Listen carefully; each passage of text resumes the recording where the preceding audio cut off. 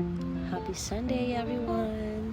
And because it's Sunday, it's family time and it's bonding time. So, today we're gonna go and check out the South Dakota State Capitol. So, dadalhin namin kayo doon and ipapakita namin sa inyo ang Capitol. And dito yung papunta ng South Dakota State Capitol. While going to South Dakota Capitol, nag-decide ako na mag-take ng videos para makita nyo ang simple town ng Pierre. Ito ang simple town ng Pierre, South Dakota. So from our house, yan yung mga view papunta sa Capitol.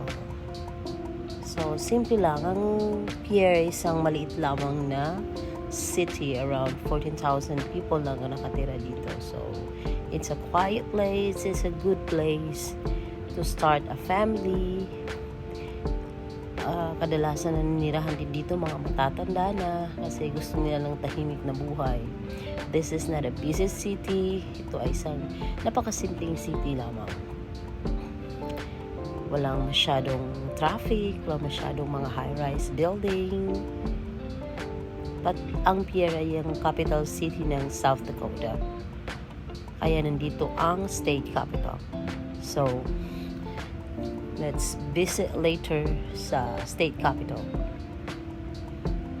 Papunta doon, ito yung mga views na makikita natin. Right there.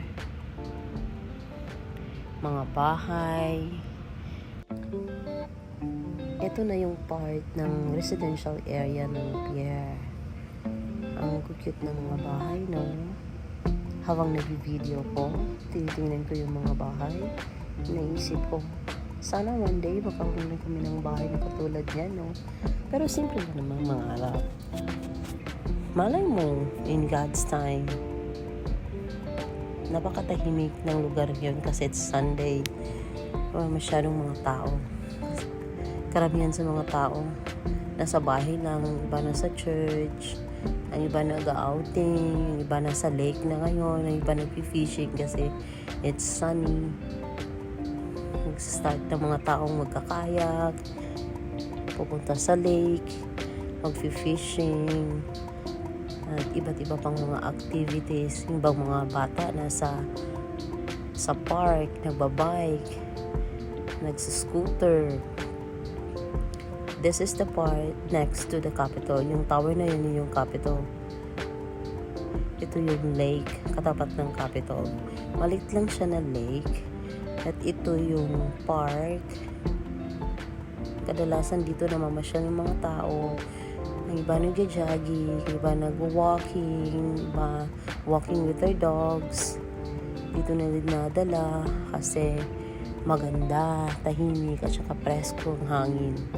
So, ito na yung part na papasok na kami papuntang State Capitol. Yan yung State Capitol. Hahanap pa kami ng parking kasi hindi pwedeng mag-park dun sa front. So, dito kami dadaan sa likod. Yan yung State Capitol. Napakatanda ng State Capitol na yan. Na-built yan like early 1900s. Yan yung likod ng State Capitol. At katapat din ito is another state building. Government building din yan. So dito kami magpapark sa likod. So, dito ang parking lot ng State Capitol.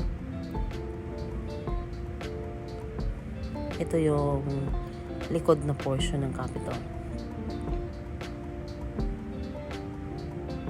Hanap lang kami ng parking nito. So, this is the front of the State Capitol. Nag-drive lang muna kami. Hindi na lang kami nag-park doon.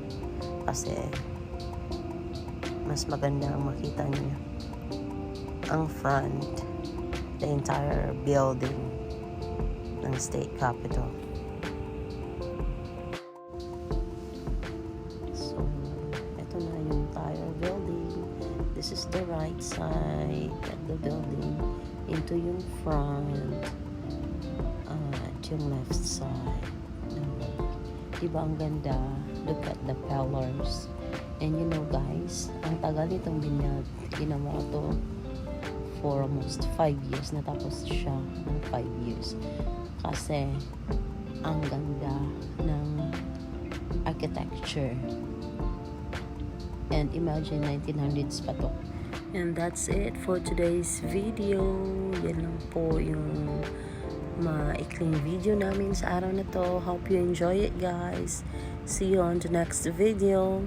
Don't forget to subscribe, like, comment, and share. Bye!